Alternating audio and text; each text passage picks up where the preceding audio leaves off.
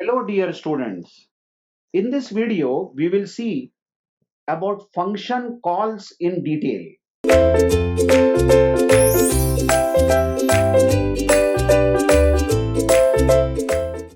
Now, in the previous video, we have seen how the square function runs and what are the elements of this square function, how to call the function we saw, and where does the value of the function get returned. Now let's talk about this function call in detail. Now, one thing you remember, whenever a function returns value, it always returns value at the call. So to explain what happens really due to that, I will be modifying this line which is calling the function. Okay. So let's start with some basics about the function call. Imagine that the value of a entered by the user is 2 and we want to find square of 2. So we have called b is equal to square, and then clearly while calling the function, clearly we have passed the value of a. So 2 is the value passed and 2 definitely goes in x, the parameter, and function returns 4, that is 2 into 2. And 4 will be returned at the call here, and then 4 is saved in b. All these things we know. But now I am modifying this line. Suppose a entered is 2 and this line has been written as b is equal to square, square, bracket a, bracket close, semicolon. Just check. This is called nesting of functions. Now, you know, by the way, anyway, you know the rule that brackets are always solved first. So this bracket is going to be solved first, but what is written inside the bracket, you watch, this is a function call. Square is a function called by passing value 2. We are passing 2 to the function. Function is going to calculate 2 into 2 and throw back, return 4. But remember, 4 is returned always at the call. The call is here in the bracket. Hello, listen. And 4 is going to be returned at the call. Now can you watch this outer square? This is also the call to the function. So this is like call the function by passing 4.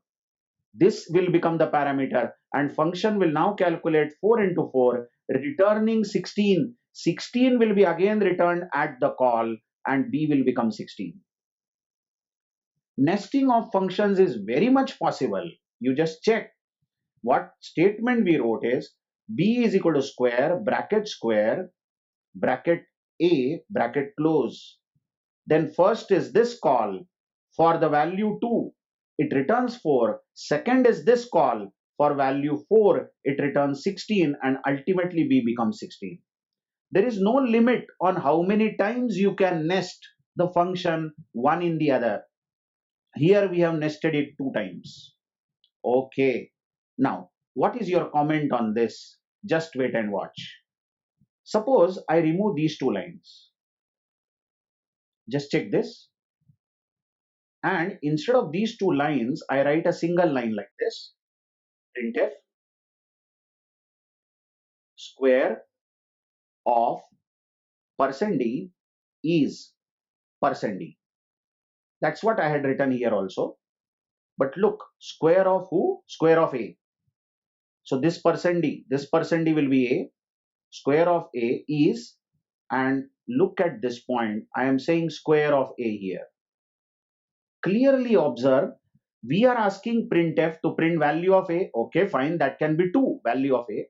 And we are asking printf to print value of square a. What is the value of square a? This is the function call, remember. So before printf prints anything, the function is called. Within the printf, function is called.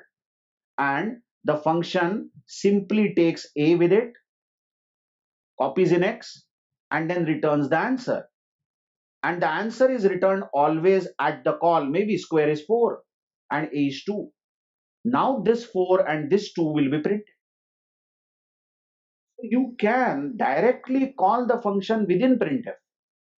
You can directly call the function within printf. Instead of asking square to store the value in b and then printing b, here itself You can say square of a. That's perfectly legal, isn't it? Now look at this point. Suppose I have a problem like this, that I input a, okay, and then I want to know whether the square of a is greater than 25 or not. I don't know the reason. For some reason, I just want to know whether square of a is greater than 25 or not.